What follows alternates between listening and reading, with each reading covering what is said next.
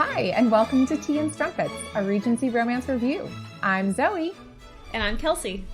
And welcome to episode 2. We've made it. But before we get started discussing the book we read today, I have a question for you, Kelsey. Okay, shoot. What is your favorite part in a romance novel? Okay, so for me, my favorite part in a romance novel is when the characters are meeting and they're interacting and you can just feel the sexual tension building. Like they're attracted to each other, they're getting to know each other, and they're just like, oh, what is this? What's happening? Like, I just feel like, and especially for the girl's virginal, she's like, what are these feelings? Like, I'm hot, I'm bothered, I don't understand. And then I just love it when it's like, ooh, that build up makes me so happy. Yeah, that's, I think, one of the best parts of a romance novel, but it wouldn't be my favorite. Gosh, if I had to think about it, my favorite part of a romance novel, honestly, might be the happily ever after. Books that don't have epilogues make me really sad. Even if there's other books in the series, I feel like I am just racing towards that epilogue every time I'm reading them. And I know that's kind of a sad thing to think of. And it's not all about the happily ever after. Honestly, like the chase and the tension and all those things are really the rewarding part. But there's just like this kind of moment of wonderful relief when you get there, when you get the thing that you've been waiting for the whole novel, and that's the happily ever after for me. So I think that might be my favorite part. I'm not sure. It's so hard to pick just one. I get it though. I'm with you though when they don't have an epilogue. I'm like, but I want to know just a little bit more. Like it's like tying the bow on the top of the present, you know, you want it wrapped up like with a bow, not just wrapped up. So, I mean, that's just me. I also really love, my other toss up is like, I love it when, I don't know if it's my favorite part, but I love it when a romance novel surprises me with a character that makes me think about something differently or gives me new perspective on something. But I think we're going to have books that encompass that, and we can delve a lot more into that when we get there. Super. All right. So what are we reading this week? So the book that we're reading today is Like No Other Lover, which is the Pennyroyal Green series, book number 2 by Julianne Long. And last time I discussed a little bit about Julianne Long, and I said I was going to discuss a little bit each time. And so here today, what I want to talk about is her still active MySpace account. And it's not like I just Googled her and saw that she had a MySpace. That's impressive. It was after I read the first book. At the end of it, it was like how to get in touch with Julianne Long. And one of them was her MySpace, myspace.com/Julianne Long. So I, of course, had to look it up because MySpace. Wow. And so I'll be honest, there's not a whole lot there. But the fact that it's not all just completely deleted with like one photo still left up there, because I think I technically still have a MySpace account despite numerous attempts to delete it. There's definitely something broken, but like some of the images don't load, but she's connected to 3,000 people. And the last 2 notifications were in September 13th. 2013 at 4:46 p.m. She has a new profile image.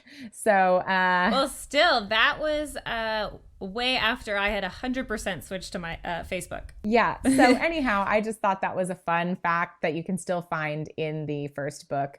And since we have, what is it now? We've got at least 8. We have 9 more books to go after this one. Nice. We will have plenty more to share about her. So we have both read this book before, but yes. Kelsey, what do you remember? What did you remember before you picked this book back up again for our podcast? Okay, so what I remembered about it was Miles had gone out to this place. I've been pronouncing it as Cow. Is that correct? I don't know. It's not correct. I also pronounced it Lacau. So perfect. As long as we're on the same page. Yeah. But if anybody out there knows anything more, and I have a little bit more to talk about that as we get into the plot. But if anybody has some details on that, please reach out to us, romancepod@gmail.com. Yes. And I knew he went to Lacau, and he had written this book that got pretty dang popular. And that was about all I had, to be honest. I remember liking it. I remember thinking it was sweet and cute, and I really enjoyed it. And I think I mentioned last time how I'm pretty sure this was the first book I read. And after reading it, I'm like 100% sure it was the first book I read, which makes sense about why I remembered almost nothing about it. Yeah.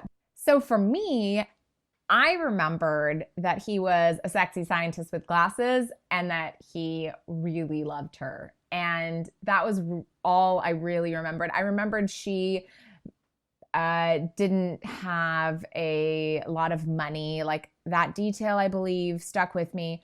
But I got really excited when we looked up which book we were reading, and it was this one. For some reason, we both thought it was going to be Chase's book, but I had forgotten this book. And I also had forgotten I really loved this book. So I was excited to read it again and excited to see after, because again, this was the second romance novel that I ever read. So I was excited to see if it held up. The last one didn't. So we get into this one.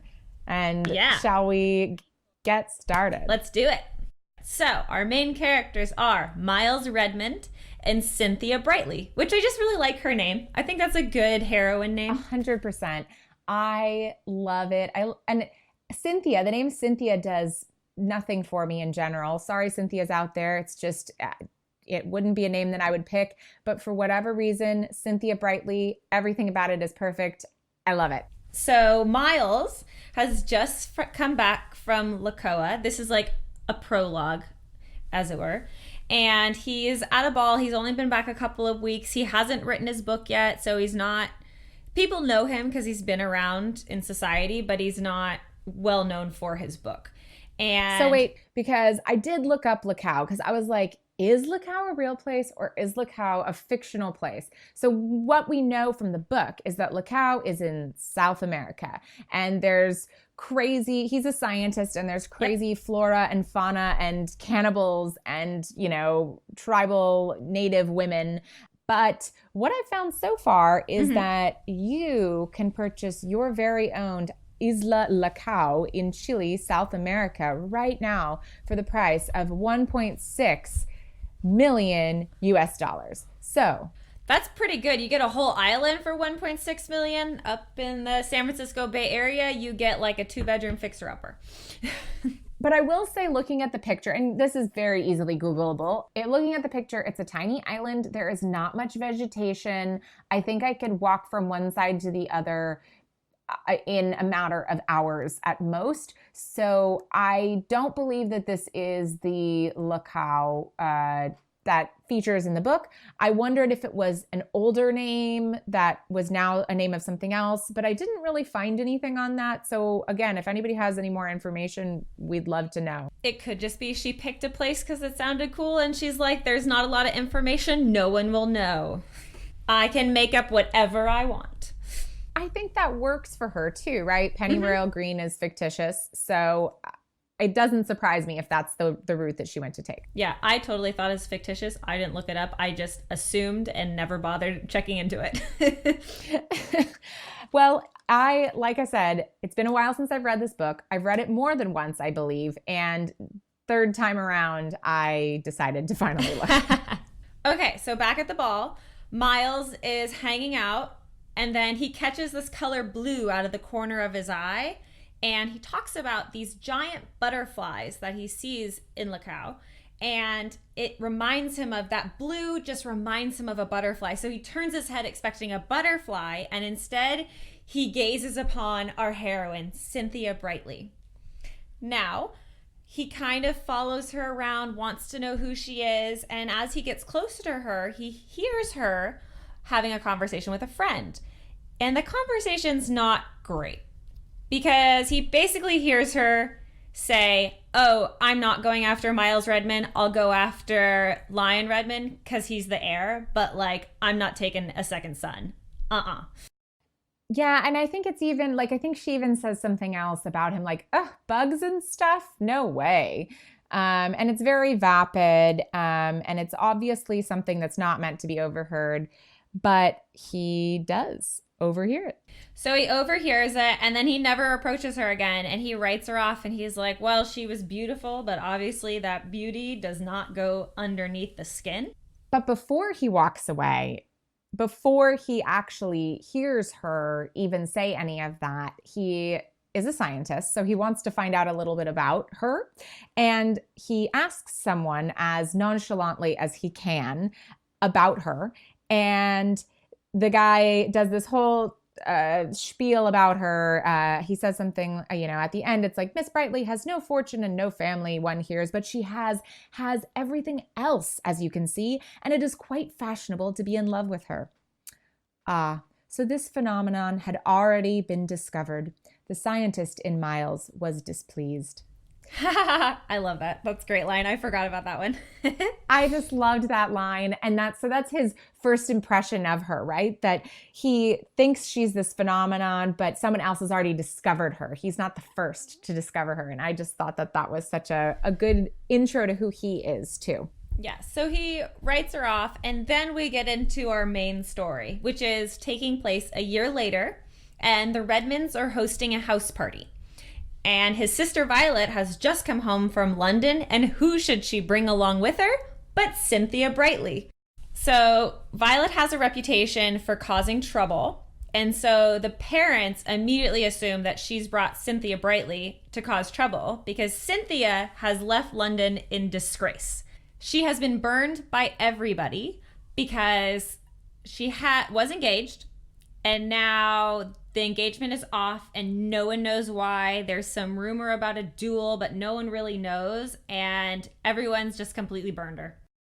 And she's kind of desolate at this point. We as a reader know that about her, but nobody else in society, because she's always kind of been this enigma, knows about this desolation, and her straits are quite dire. She's waiting for a letter. She's heard through the grapevine that there is a Mrs. Mundy Dickinson, or in Northumberland, I believe. Yes. Who is in a bath chair and is looking for a companion. And so she has very little money left to her name. She has written to this woman who has a reputation for being difficult to hopefully be her new companion. And so while she's at this house party, she is waiting desperately and hoping that a letter arrives from Mrs. Mundy Dickinson so that she actually has somewhere to go after the party. She's also using the party as one last ditch effort to get married. She's like, well, I have this backup option, but if some dude wants to marry me at this party, I'll take it. Absolutely. So Miles sees her, and he remembers this dismissal quite vividly. And so he already is kind of like, oh, this is going to be a problem. We better fix this. And on top of that, his dad, Isaiah Redmond, has now pulled him into the office and talked to him about marriage. Specifically, he would like Miles to marry a family friend's daughter, Georgina. Now, in this conversation, his father's also saying that his mother and him are going to be leaving for a bit because they have to go do some business somewhere else. And Convenient, yeah. So now this house party is not supervised. It's not supervised for the people in the late 20s. Yeah.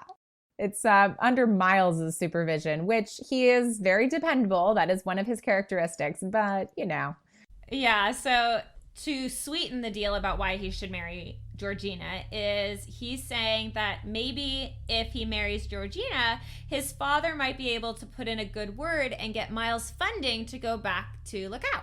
Which is Miles's absolute dream. That is what's driving Miles. He wants to go back. He's been there once. He saw so much, and it is his life's work. He wants to write more books and see more things and discover more and see more. He's just inquisitive by nature, and he can't wait to get back. And he just doesn't have the funding. So this is quite nice. His dad asks, is love important to you? And he's like, no. And so then his dad says, okay, well, there's this nice girl who and she's pretty. And, if you marry her, you can basically have everything you want.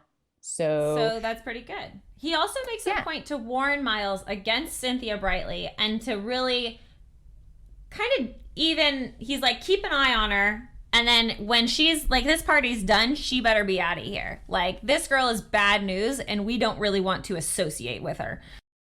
So yeah, this is the second book here. And in the first book, we got a little snippet of Violet Redmond. And the tiny snippet we got of her is, I think, a couple of lines where it basically insinuates that she is a troublemaker. And so her dad, also not being home, says, like, watch out for this girl that Violet brought back, Cynthia. I don't know anything about her. There's some rumors. And, you know, Violet, she likes to cause trouble. So she probably brought this girl for a reason. So that's kind of his motivation, I think, for informing Miles. Less to warn Miles than to warn Violet, to make sure Miles knew what Violet's up to. Yes. So Miles is pretty sure that the only reason why Cynthia is there is to marry. And he wants to make it perfectly clear that just because he's the heir apparent, since Lion is not here, so now he's the heir apparent. So now he looks better towards her. And he's like, I have a feeling this girl's going to try to get married again. I'm sure she's going to set her sights on me, and I'm just going to like let her down right now. Like, she better not even try it because I know that she doesn't actually like me.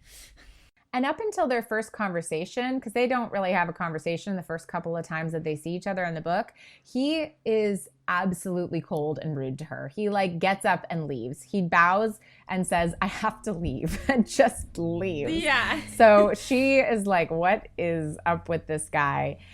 So yeah, so Miles has some things for this house. He has an agenda for this house party. He's going to ingratiate himself to Georgina. He's going to keep an eye on Violet. He's going to steer Cynthia away from him, and he's going to have a fling with a married lady because he apparently has this like reputation, like a secret reputation. So he's not a rake as like an overt rake like Colin was in our last book. Miles is apparently a secret rake where all the widows, because he usually goes for widows, not married ladies, all the widows know that he's a good lay. And so this has circled around, and so this married lady, she's unhappy in her marriage, and she's purely there. She like made up some excuse about why she got to go to the house party and she's not with her husband, and she's like not covertly telling this to Miles to be like, hey boy, hey, I hear we should do something. Yeah, it's a busy party for a guy. Now all of a sudden he's also the host de facto, so it's gonna be a busy 2 weeks. Yes. So in his effort to kind of tell Cynthia that he's not interested, he kind of steals her away for a conversation and is like, look, you're probably here to get like find a guy. I'm not that guy. Don't even try it. And she's a little taken aback by it. And then she's like, well, okay, fine. But what about the other guys here? What do you know about them? And he decides, very like spur of the moment, this isn't normally his type of persona. He's like, I'll give you all the information you need to know, but you have to give me a kiss. And Cynthia is very desperate. So she's like, okay, fine. If that's what I got to do, I'll do it because I really want to get married. I really don't want to have to be a companion to this nasty lady in Northumberland. That's like my fallback. I think too, the tension in this scene between the two of them is super felt by the reader. You can tell that they have like sparks flying off the two of them. He's done something totally out of his character by pulling her away, and she is sparring with him verbally and not being the thing that he expects. And so between the two of them, there's just this kind of tension that's building, and all of a sudden he does something so unexpected of asking her for this kiss. And I think she wouldn't normally trade a kiss for something. It doesn't seem her character, but at the same time, she's like feeling the tension and kind of can't say no, but also really needs it. So there's this desperation plus tension that adds something really complex to it that I liked. I would agree. And I would also say that this is a really pivotal moment in the book because him being really brutally honest with her up front, and then her kind of dropping the mask of like, I want to be charming, and her just dropping it and being like, well, you're rude, you know, is really big because it means that they don't have masks with each other. It's like from this point on, they're going to be pretty open with each other. And that is huge throughout the whole thing. I completely agree. When we get to talking about the characters and the writing later on, I have some notes about that because there are quite a few times in this book where information is outright told so that bad things don't happen. So it basically takes away a lot of those moments where if a character had known that piece of information, a thing wouldn't have happened. And it's unexpected, it's refreshing, and I really liked it. I really like it too. I always really like it when the characters are honest with each other, because then it's not a misadventure based on dishonesty or like withholding information. It's an adventure based on like mutual collaboration. Yeah, absolutely. Anyway, so they sneak out of the room and like they share their secret kiss, making sure no one knows. And when they kiss, she's like, okay, fine, kiss. I've kissed guys before. It's whatever. And this kiss though, it starts a fire. She is completely taken aback. He's taken aback. And the two of them are like, okay, whoa. We really shouldn't do that again, because there's something there that we both are not interested in exploring at the moment. And then after that, he does something else very much, well, out of character. So he starts to help her narrow down the matches, but he tells her one of the guys really likes dogs. And so she has a lot of conversations about dogs. And there's this whole thing of which dog should she have for her. And anyhow, because of that, she reveals to him that she's never had a pet. And the next morning, she wakes up to a kitten brought to her room. Which I honestly think is the most adorable thing, because she really opens up and she's like, look, I don't have parents. Like, I'm really all alone. And no, I've never had a dog before. I don't even know if I like dogs, but I like the idea of not being alone. And Miles is like, he really can't. Miles doesn't even know why he does the things. He just really has this firm, like, dislike of her feeling alone. So he like goes to the barn and finds a kitten for her. Like, it's so cute. It's just, it's heartbreaking. And I remember reading it and she was so mad at him. Like, how dare he have the right? And then the kitten like puts a paw on her nose and she just like, is lost. She melts. She's like, how dare he like get me this? What am I going to do with this? I don't want this. And then the kitten's just like, hello. And she's like, oh my God, I love you. And it's not even just and I don't want this. It was how dare he assume that, I don't have something to love and this. Yeah. It was deeper and it was wonderful. And one thing we didn't mention is that in the beginning, her room that she was put into was a kind of a second rate guest room. It wasn't the nicest of the nice. A front, shall we say, from Mrs. Redmond. But in the corner of the windowsill, there was a little spider when she got there. Yes. And she ends up naming the spider Susan. She ends up naming the kitten Spider.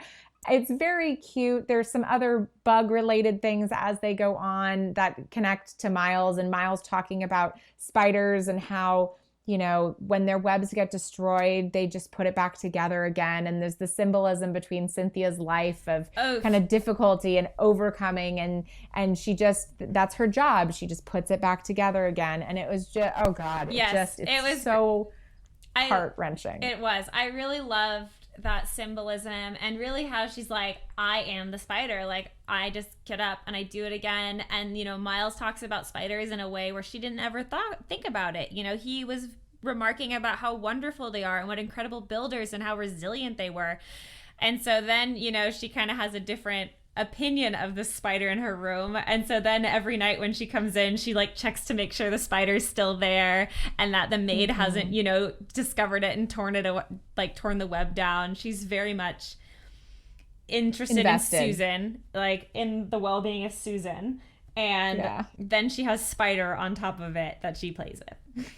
It's so cute. Yeah, no, I'm super into it. So then I think after kind of all those things, I'm sorry, I got us off track, but kittens and spiders, but there's a shooting party to impress another guy. Yeah, so there's a shooting party because one of the guys that she's been talking to who likes dogs, he's really into dogs and hunting.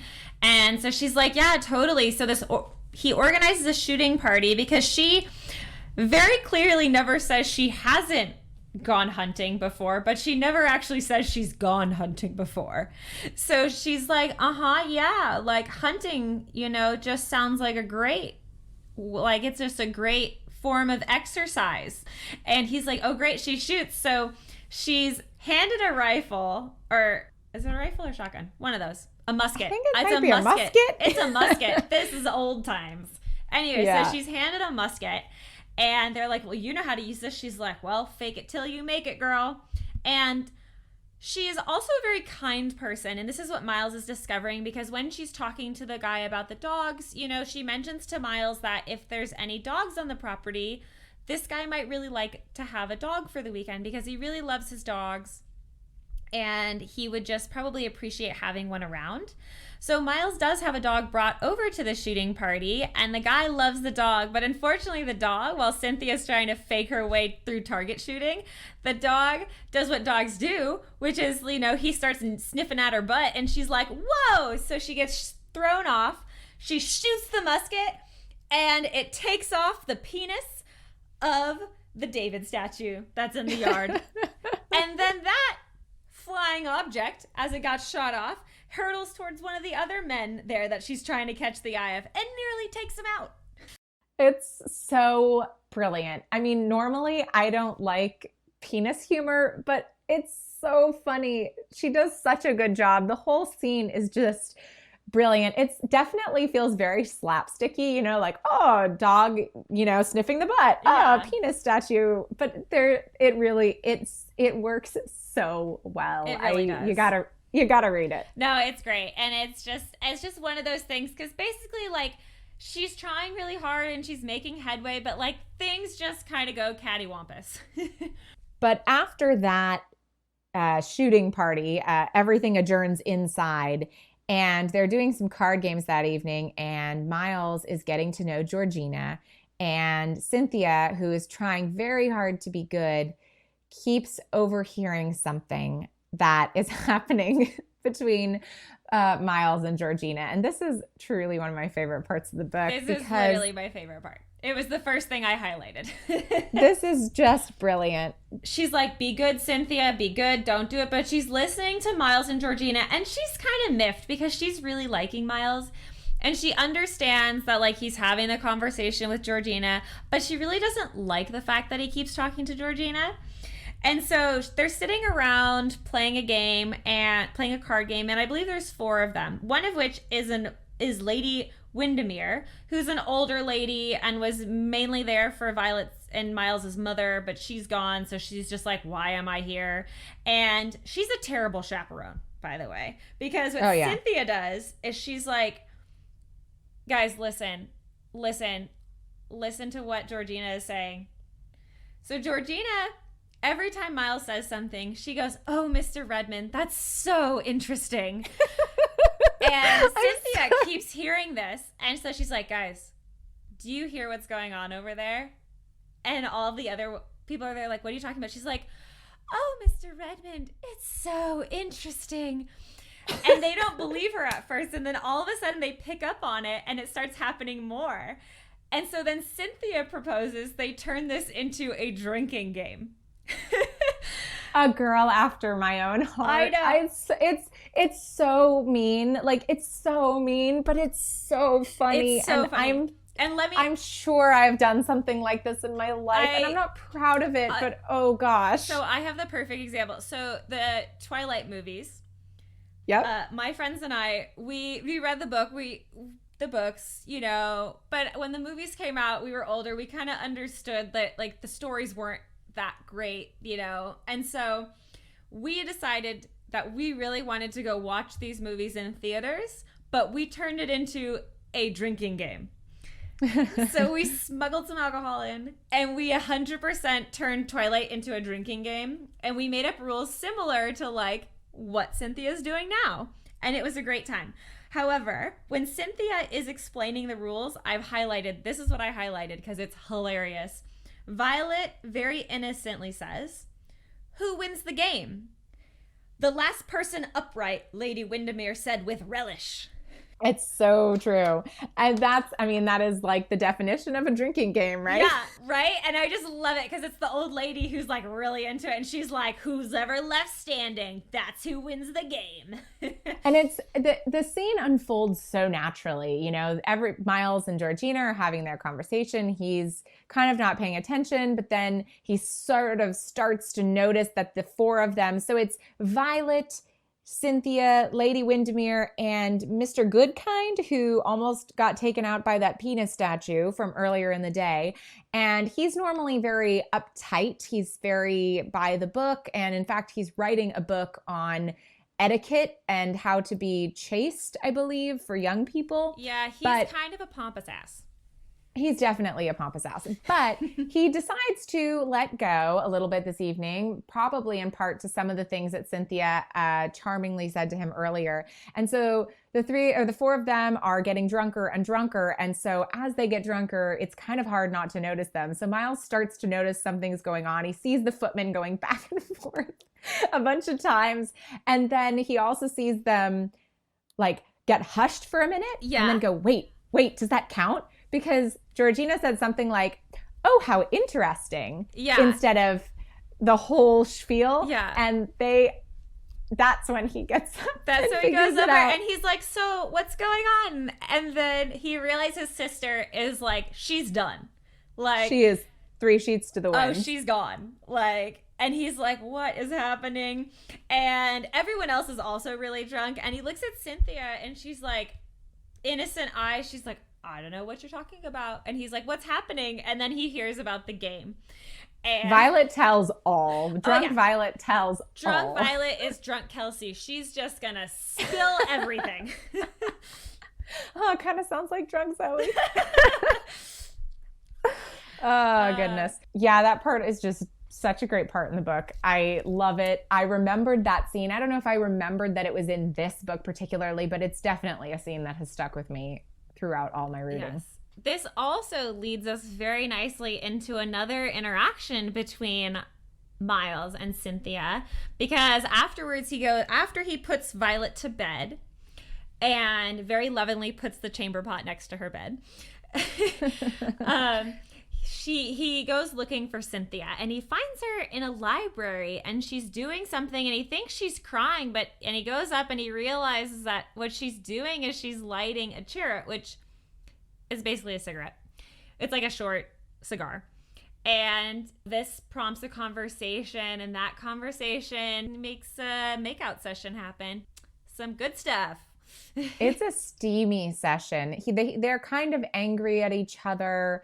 There's this total tension and frustration, and things get out of hand fast. Her dress top comes off, and she realizes that she is kind of lost to this, and he is the one who stops it. And I believe he says at this point, he says, there's more, Cynthia, there's more. But she isn't really... She realizes that, no, she can't do this thing with him. Yes. She doesn't want to be a mistress. It's never said in the beginning. It's never said, but that's not the kind of desperation she sees herself going to. She sees herself being the companion to a temperamental woman in a bath chair in Northumberland versus someone's mistress. So this happens, and then she really renews her efforts, and she's like, I have to stay away from Miles. I have to really get going with the guys at this party. So one of the other guys at the party, he's a lord of some kind. Maybe you know better than I do. Lord Argosy? That's really all I remember. He's the heir to an earldom, probably. Sounds right. And so Lord Argosy, he's young, he's good looking, and she's been kind of going after the older guys that would be more interested in having her attention, because she doesn't know if that'll play out with the young guy. But she's getting somewhere, and she finds out that he's very much interested in the supernatural. And so she kind of gets him to suggest that they go see the gypsies that are encamped nearby and get their fortunes told. So this is a very interesting scene, because there's some of this that plays out later in the other books, because the daughter of the woman who's telling the fortune, she's apparently got a little bit of the sight, but she's not trained yet. So while the older woman is reading their palms and is trying to get information, all of a sudden the daughter just starts yelling weird shit. Yep. And so we get to hear, LeVay, 10 kids, so much blood. I totally remember LeVay. I'm pretty sure I remember 10 kids. Yeah. I don't remember so much blood. Who is that in reference to? So that's in reference to Cynthia. So that's referencing that secret past of that scandalousness that she left London for. So that's why she talks about there's so much blood and like the heartbreak. So got it. I remember now. Sorry. So this is kind of takes him aback. He's a little unsure. It sets Lord Argosy aback because he really likes Cynthia, but she now is like, oh man, I've got to do some like damage control, that I need to make sure he knows that like I'm a good person. So she doesn't want to burn the other bridges because she's not sure. Side note. Okay. Breaking in here because I just wanted to say the LeVay thing, and it's going to be a couple more books, but man, that really stuck with me. It was good. I got so excited when LeVay came back around. I was like, what?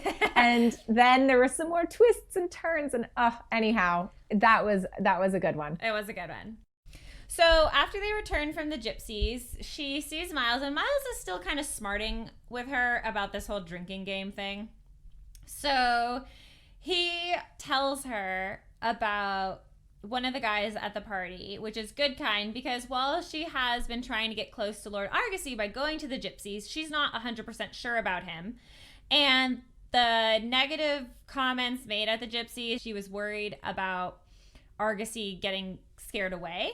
So she's like, okay, I don't want to burn the Goodkind bridge. And Miles, still mad at her about the drinking game, tells her that Goodkind, he has an unusual peccadillo. And he tells her that Goodkind likes to cross-dress in his spare time at home. And Cynthia, being a good, kind person, isn't really super fazed about it. She's like, okay, like this is kind of different. I wasn't expecting this, but I can be supportive. I don't mind. And so this comes into play later. But at the same time, Cynthia also learns that Miles is trying to marry Georgina.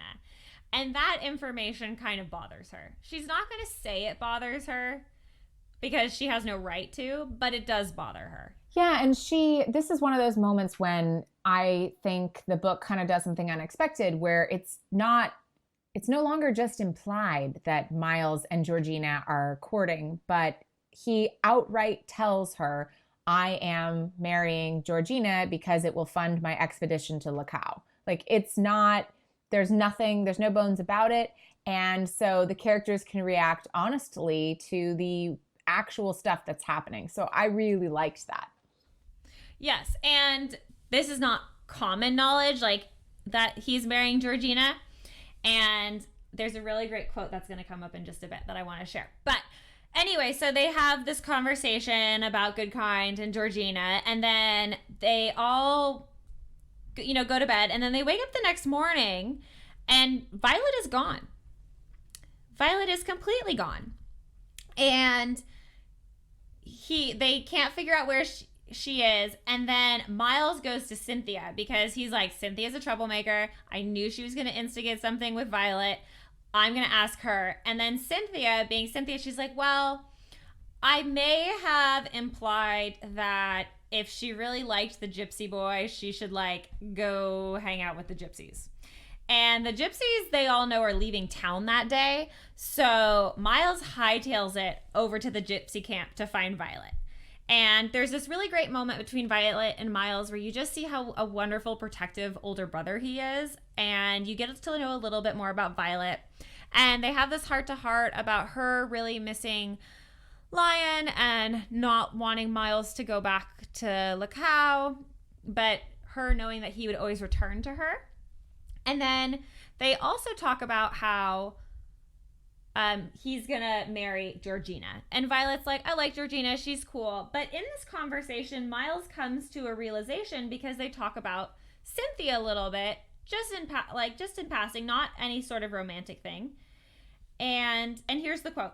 he felt again that peculiar pierce in the vicinity of his breastbone, that familiar restlessness. Who looked after Cynthia Brightly? Cynthia Brightly. He didn't think she was fearless, and this is what made her courageous. And I love this line. Yeah, it's a good one. Because I think it's just so beautiful and about her, and how he really just admires, you know, her courage and how she, you know, is resilient like her little spider friend Susan. And it's him coming to the realization that that's the thing that he admires about her. It's really sweet. And the whole interaction between him and Violet is wonderful, because you get to know Violet. Like, she seems on the surface like this troublemaker, kind of spoiled child who does whatever she wants for effect. But in this conversation, you really realize that she has depths, and that she is bored, and she's sad. She's sad and she's bored. And that's really a hard thing. And then Miles does other great big brother things, like she came there on a cart that she hitchhiked basically, and he makes her walk home while he rides his horse home. That's great. So I love that part. Think about it. It's so great. And also, kind of to Miles's credit, before he leaves, before he goes to grab Violet, when Cynthia's confessing to him about her kind of goading Violet very gently into doing something, maybe not making the best decision, Miles says something that is kind of condescending, but really not. He says to her, "But we have a responsibility to be better because we see more."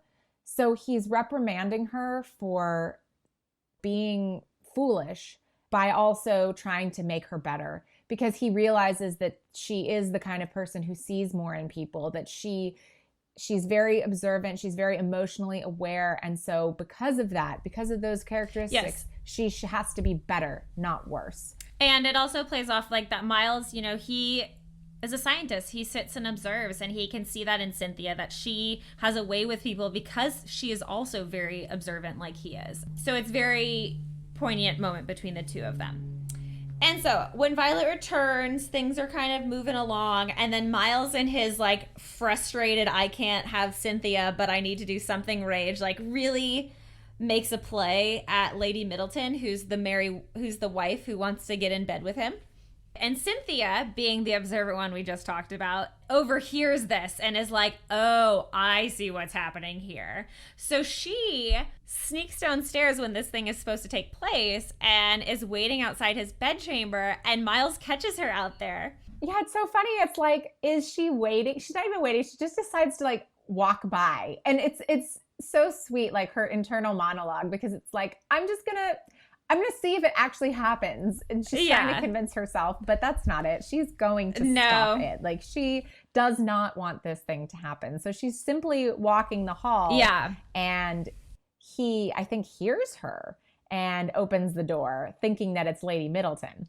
And there's this cute where he like pulls her into the room, throws her back out of the room, pulls her back into the room. And then he sends Lady Middleton away when she does come, because she does come. She's been after it. It's been days. Like, she's about to go home. Like, it's been days. Anyway, so this leads to a very interesting encounter between Cynthia and Miles, because they just really can't leave each other alone. That first kiss just set the stage, and they just can't handle it when they're in close quarters like this together. Yeah, and so he puts her on his lap and he says, I'm going to show you more. And he gives her an orgasm, and it's wonderful. And then he's like, okay, time for you to go. And this is again where I think that the book does something unexpected, because our virginal Cynthia decides that, no, I'm not going to let you say no. You have to trust me. And so she gives him a hand job, which is, it seemed like very wonderful for him. Yeah. And monumental, one might say. Yeah. And I really had this like, yeah, girl moment where it was like, normally a lot of the time in these encounters, the man kind of has all the power, right? Especially this time period, they had the power because they knew things, and women specifically didn't know things. So in these books, when these virginal women meet these rakes, they don't know anything. But Cynthia's like, show me how to do it. Show me what you need. Show me what I can do, because she wants to reciprocate. And it's a really sweet, steamy moment. Yep. Oh, indeed. And of course, what do they decide afterwards? It can't happen again. Yeah. And the next day, all hell breaks loose because she decides to approach Mr. Goodkind and mention that she would be totally fine if he wanted to borrow some of her garters, and she's really good at sewing, so she could make big ones should he need some of those. And he just has an absolute meltdown and immediately packs his things and leaves. And she is so mad. She's so mad and immediately goes and yells at Miles, which again, kind of unexpected from this book, right? She goes and she confronts him immediately and confronts him by telling him, this isn't a game for me. This is my life, and you can't play with it like that. You have all this power. You're a man, you have money, you have family. I have nothing and no one. And it isn't a game, and I'm depending on this. And she goes even further to explain exactly what happened in London, which wasn't much of a revelation for me as a reader. You know, there was a duel and then she got burned. And that's really what happened. Yes. Well, and the reason why the duel took place is because she, as Miles has seen, she's very observant, and she was just enjoying having attention in London. And so she kind of was like playing guys off each other. And she was like, and I was unstoppable until like I pushed it too far. And I'm so mad at myself for doing that, but like it happened. And yeah. And she really regrets it all, obviously. She sees where she's at. She realizes that she should have done better, but she couldn't have stopped herself. It reminded me a lot of like child stars, you know, how they get all this fame all of a sudden, and there's all this money and opulence and crazy attention, and they often fall from it, like, you know, Lindsay Lohan or Amanda Bynes, or even like things Justin Bieber's done, right? They don't know how to handle all of these things coming at them. And that's what happened to Cynthia. She was just a vicar's adopted daughter, and then she had a friend who invited her to London. She had enough money for one season of dresses, and she was all of a sudden the toast of the town. And it was the most incredible feeling for someone who'd had no one and nothing to have everything and have everyone want her. So she kind of got drunk by it, and she realizes, obviously, that didn't serve her well, but she couldn't stop herself in the moment. In fact, even in this moment, Miles says something, and Cynthia realizes that Miles heard her at that ball back when he had first seen her. She remembered what she had said, but she hadn't seen him. She wasn't introduced to him, so she didn't remember him, but she remembered saying it. And a comment that he makes her realize that he had heard that, and she's, you know, honestly sorry. There isn't this contrived, you know, scene of, oh, I'm so sorry. It really is this really deep sadness that she realizes, and he understand. There's really like, it's just a beautiful moment where kind of, again, it is. Both of them come to terms with it. Yeah, and when she apologizes, you know, she apologizes, but she also very clearly states, like, you know why I said it, though. Like, you understand now, like, why I would say something like that, because I didn't know you, and I do apologize because you shouldn't have heard that. But at the same time, too, like, just very honest about why, you know, she would say something like that.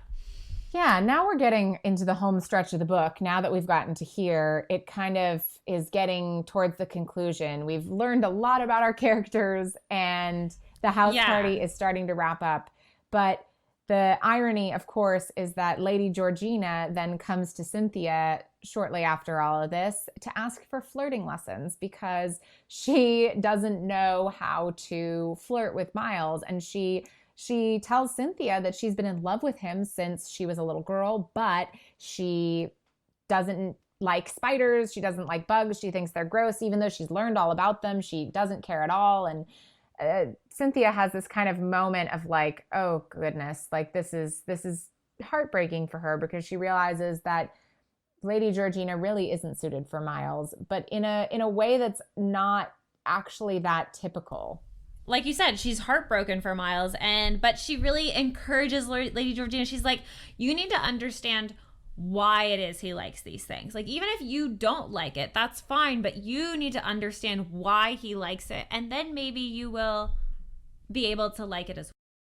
So then after that, she kind of leaves it at that. She really just tells Georgina that you have to understand why they like these things, and you have to use those things to your advantage. You have to be excited about it too, and you have to like it because they like it, like normal human being things. But regardless, from there, Cynthia and Miles have come to this agreement that they are not for each other, and he's going to help her after the debacle with Goodkind. He's really going to help her. He says, which guy do you want? Do you want Millthorpe or Middlethorpe? Middlethorpe, I Middleton think, yeah. and Middlethorpe? I think it might be just Yeah. Okay. Well, regardless, do you want the guy with the dog or do you want the young, handsome one? And she decides the young, handsome one would be better.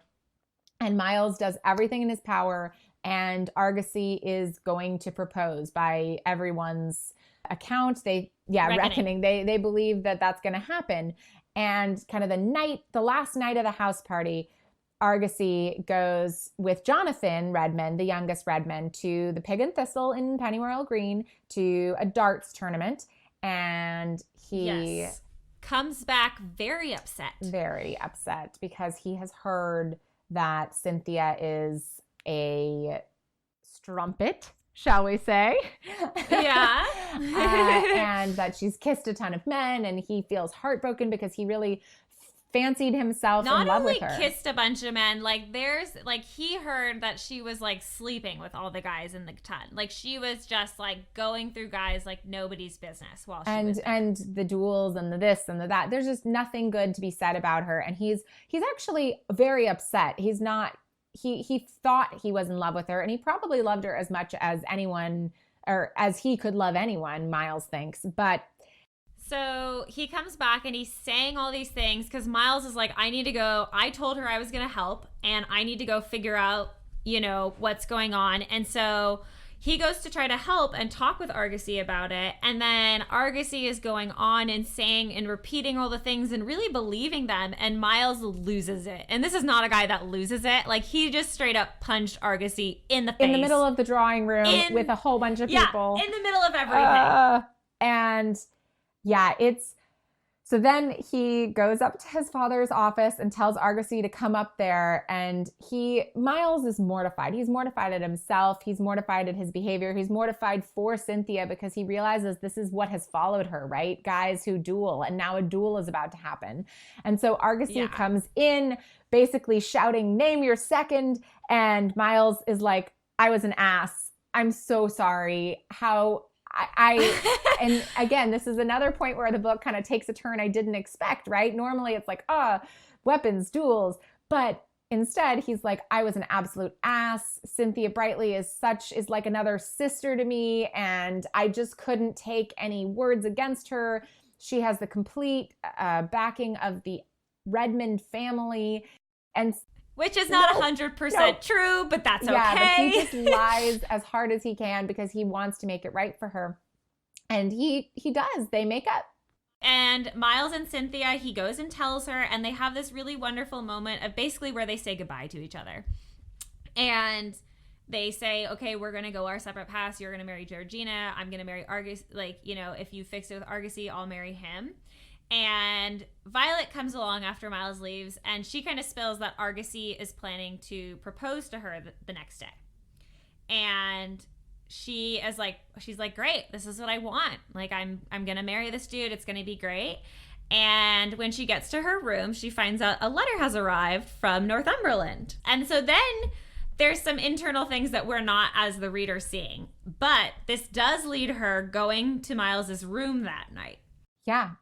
She goes to his room and they have sex, and it's steamy. And I think at that point, Miles, there really aren't any words exchanged, but I think at that point, Miles is like, okay, I'm gonna throw my life away for this because he can't deny it any longer.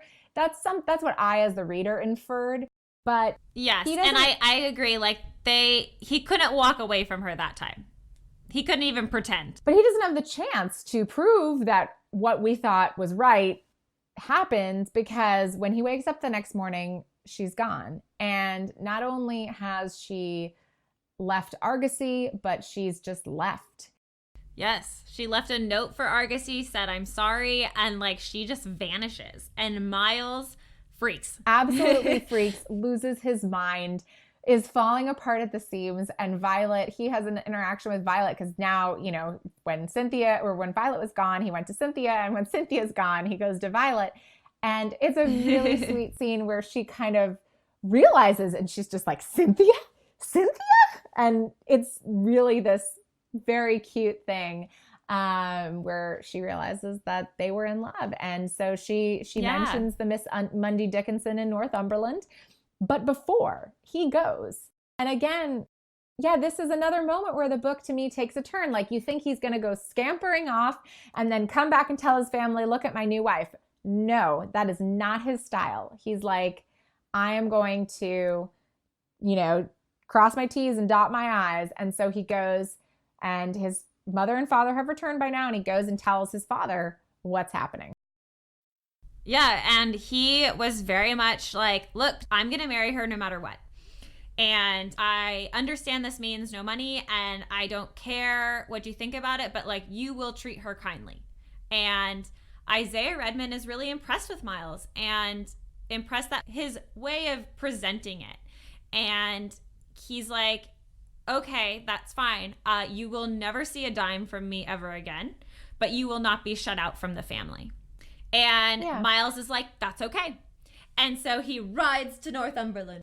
Yep. And he proposes in the foyer of Mrs. Mundy Dickinson's house. And it's very cute. And, you know, Cynthia says, what about Lacau? And he replies with, you are my dream, Cynthia. And it is very sweet and wonderful. And yeah. And then there's no epilogue. I know. Ugh, no epilogue. But yeah, as we can say, this is a very lovely ending. And Zoe, now that we've concluded our book, shall we adjourn to the parlor? Let's go.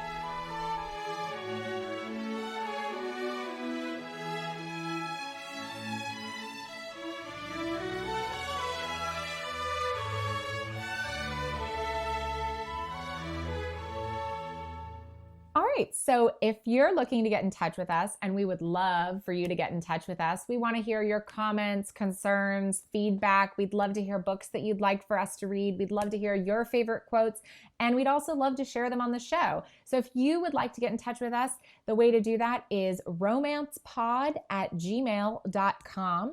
That will reach both of us, and we look forward to hearing from everyone. And big news, guys, since our first episode, we now have an Instagram. Woo! Social media. Yeah, you can find us on Instagram at @TNStrumpets. And it's actually spelled T as in the letter T, N as in Nancy, Strumpets, the full word, and that's us. Excellent. And then we also have a website. You can find us at romancepod.com. That is correct. You can also find us at T as in Tom, N as in Nancy, Strumpets with no vowels, STRMPTS.com, because I couldn't pick a domain and because millennials don't need vowels. Heck yes, we don't.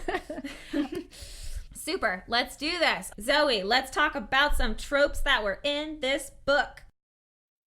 Let's do it. There were less than last book, I think, but still quite a few. Still definitely a few. I was going through the list and I was like, that one counts. There was a lot of like kind of counts. Yeah, they're not necessarily the main trope, but there's a lot of things that happen in this book that could, like you said, check off a tropes list. She's an orphan, right? She has a tragic backstory because she doesn't have any money and this, and you know, her parents died when she was young and this and that. She's a bit of a damsel in distress because she broke. Yeah, she's definitely, and she's like shaking her reticule to like count the 5 pounds that are last in there. So it's also a slightly forbidden love for sure. They both realize at the beginning that they are not for each other. He says it flat out. He has other plans. She is like, I'm not going to try for you if you don't want me. I don't have time for that. Yeah. And then, but it's a bit matchmakery because they're trying to, he's trying to help her find a mate, but brings her together, like brings her and him closer. Absolutely. Oh, goodness. Unrequited love for sure. Because he saw her first. Unrequited, but also it's love at first sight for him. Like, yes. It absolutely is. So, yeah, it's a lot of things. Yes. And then we have the marriage of convenience for him. Yeah, he's about to enter into a marriage of convenience because it'll fund his trip. And then I feel like nerdy scientist who wears glasses but isn't actually nerdy, who's kind of a beefcake after all. It's so funny how they constantly talk about his scientistness and his glasses, and then they're like, oh, but he's really hot. And I'm like, hot people can have glasses too. Thank you very much. Absolutely. Yes. But yeah, so I think that's enough tropes to discuss. I'm sure there's some other little ones in there, but yeah. So what did you think about our hero? What did you think about Miles? I love Miles. Because I love that he's protective, but he's not overbearing. Like, he's not macho about it, but he does have this internal need to like protect the people that he loves and, help them out. But he also just has that ability with anyone. Like, he wants to help people and he likes people, but he's not overly macho, but he's macho enough. Yeah, he steps in when needed and he tries to make the people around him better. It's like when he, told Cynthia she sees more, so she has to do better. He didn't yell at her and tell her she was bad. He basically did the I'm disappointed in you because I know you're more. Yeah. But also too, like when he stands up to his dad, that just shows him like, he's like, no, like I'm a man, like you can't tell me what to do. Like I'm going to do this anyway. But like, this is my expectation of you. And it actually, his father's really impressed with that, but that's just kind of the person he is. He takes his path and he sticks to his path. Yeah. So if you had to rate him on a scale of 1 to 10, where would you put Miles? I would put him probably like a solid 8. So I'm going to tell you a couple of things about Miles. I completely agree with all of your feelings about Miles. Miles is absolutely a great hero.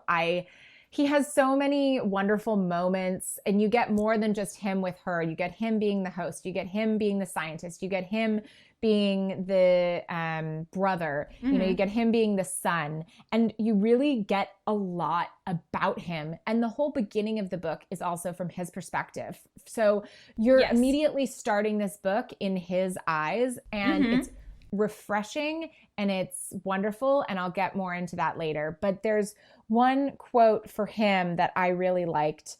It's when he and Cynthia are discussing the men that she has on offering at this house party, and she's trying to say that they have redeeming qualities. Cynthia's saying, perhaps Ass is strong, don't you think? He can be charming. Any man can be charming given incentive. And at this, Miles froze. He stared at her incredulously. He opened his mouth briefly, closed again, and then he put the quill down so sharply that his hand all but slapped the desk. She flinched. His voice was low and quick and fiercely exasperated. No, Cynthia. Millthorpe is a blusterly rustic. Goodkind is a pompous ass, and Argosy is an unfinished, arrogant twig. Not a one of them is actually charming. It's you who make them charming. You spoke of spiderwebs to Goodkind. I'll tell you of chemical reactions. She was taken aback. I beg your pardon? You are the compound that makes them effervesce. You transform them, Cynthia. Your efforts. You listen, you smile, you coax, and you include. Otherwise, these men are precisely as I described them. I love that. But I love it too because it perfectly encompasses both of them. Like she's looking for the best in other people, and he's like, no, you bring out the best in other people.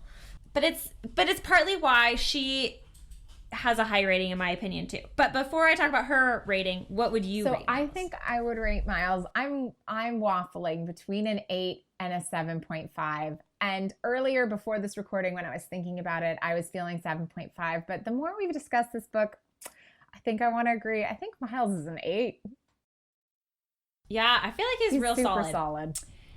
And so Cynthia, like we just said, I really like Cynthia because she's could very easily be like the vapid woman who meets the scientist and like learns to be kind to others. Yep. You know what I mean?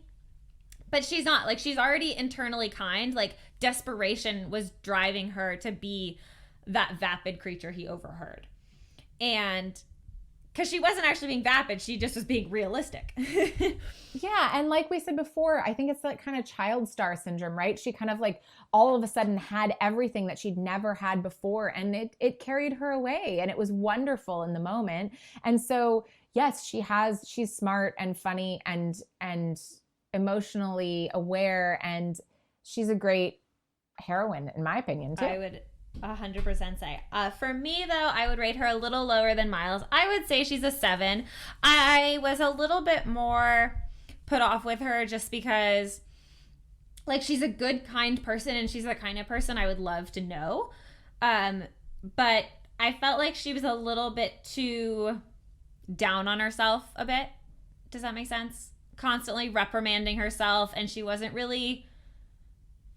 I felt like she needed more confidence in herself to keep going.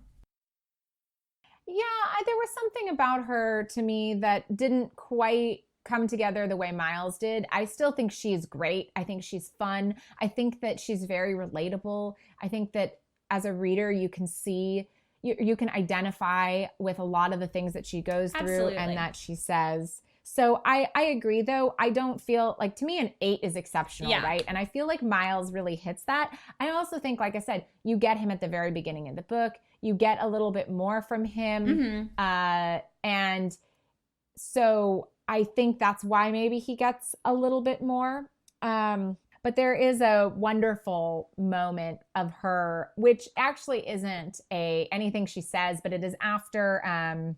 It's after their fight, the Violet running away, and they have some great words, and it comes around from him being mad at her to him kind of understanding. And the author writes, "She knew a peculiar tenderness again, and a great satisfaction that she'd robbed the clever man of speech and clarity." And I really loved that. Yeah. You know, where she's having this kind of quiet moment to herself, but she's done something very clever. Yes. So what's your number? Oh, a 7. Okay, cool. I guess we're really equal on this hero-heroine this time around. We are. So what about your favorite quote? I know I've done a bunch of quotes here, but do you have a favorite one from this one? Oh my gosh, I had so many favorite ones. I was just looking at them, and I don't even know which one's pick. I have 2 great ones. One that I think is just funny because it's a very serious moment, and like Julianne Long, talking about her writing, she's inserting just a little bit of humor into the situation to kind of break it up, and you'll appreciate this one as well. And all right, here it goes. Behind him, Ramsay whickered, his way of clearing his throat. Ahem, I'm still saddled. Ramsay would have to wait. Oh, yeah, I did love that moment when she's coming to yell at him about something, and he just stands very still, and he's got his horse saddled behind him, and he asks everybody else to leave, and they have this huge discussion, and then he's just like, she's just talking about the horse, and as a horse girl, I can appreciate it. Yep. I did appreciate that as well. Did you have another? I do. I have one more serious one, and this one is towards the end, and she knows she's not going to spend her life with Miles, and she's reconciling that fact to herself. And so what she says to herself, this is her internal monologue, life was not fair. That's what made it interesting, and she had probably been much luckier in her day than anyone had a right to expect.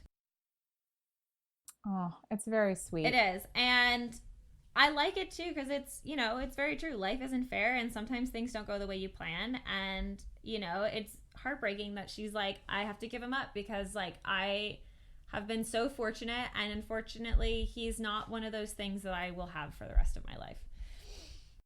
Yeah. So my quote is a little bit kind of on the more serious side, but it's something really beautiful. And I would say something I really wanted to mention is I think this book has one of the best intros of any book that I have read. And I'm interested as we go along this podcast to see how this rates. And I'm going to notate it on some spreadsheet somewhere about the intro of this book, because I do think a good intro is very important.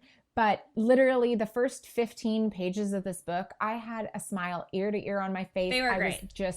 I could not turn the pages fast enough. I was so thrilled and excited, and I was just carted along with this whole thing. And the writing in the beginning is also brilliant. I think she has really hit her stride on this book. I think so too. She was a lot less rambly this time, and I thought it was just much more concise in characters, and there was good little details, but there weren't crazy details.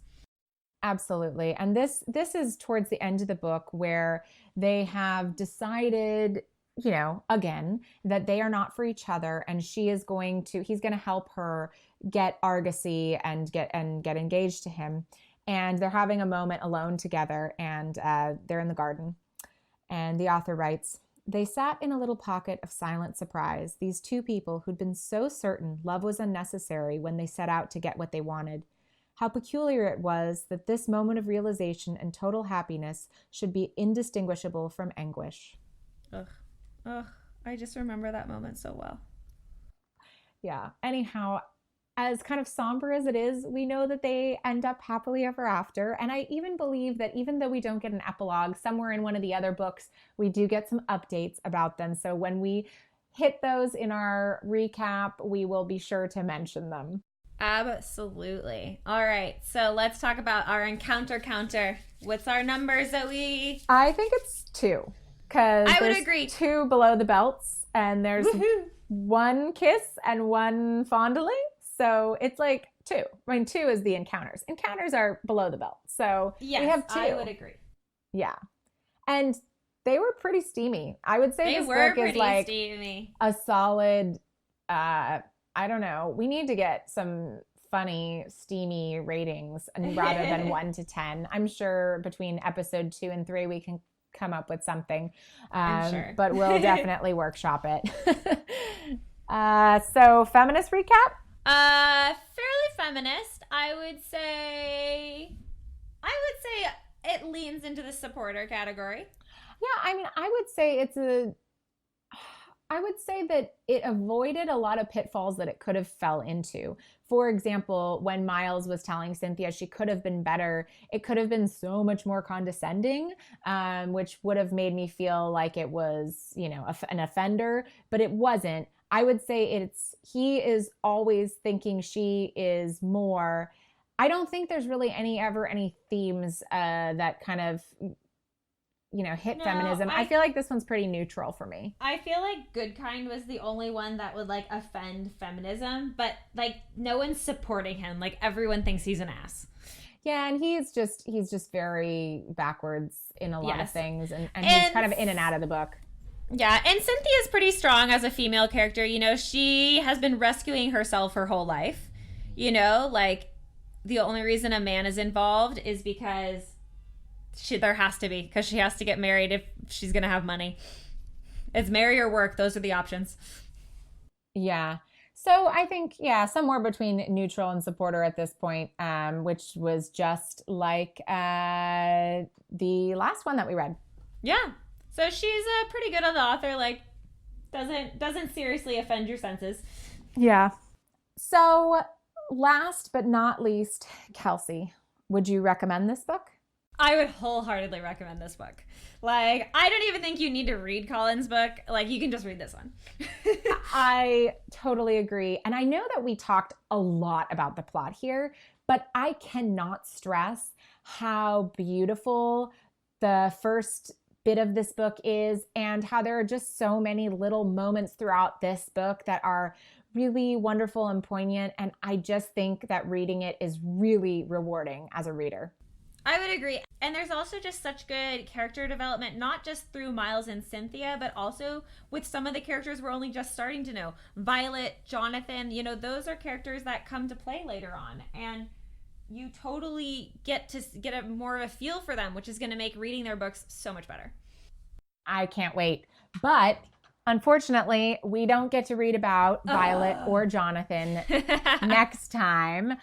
Next week, we're going to be continuing on in Pennyroyal Green for now. And our next book is Pennyroyal Green #3, Since the Surrender. And this is Chase and Rosalind. Interesting. Chase and Rosalind. Chase Eversea. This is someone we really have barely heard about so far in the series, but we're going to hear all about him in the next book. So join us next week as we read Since the Surrender. Excellent. We'll see you all then. Bye.